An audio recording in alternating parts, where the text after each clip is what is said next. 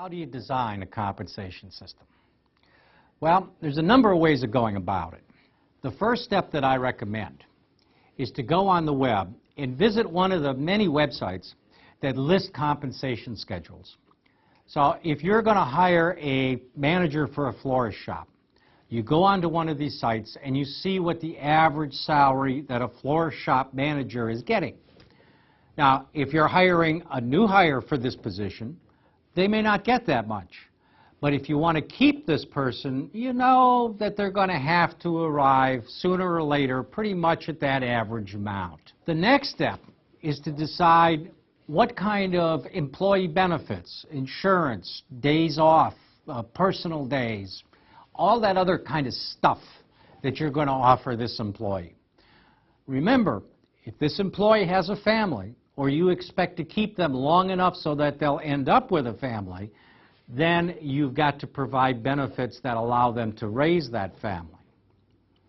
Finally, there's a whole slew of benefits that I call incentives. This is the kinds of things that you want to provide employees for doing a good job.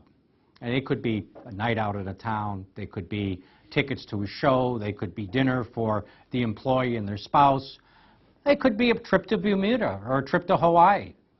It all depends on what kind of dollars these employees are bringing in, how do they affect the bottom line.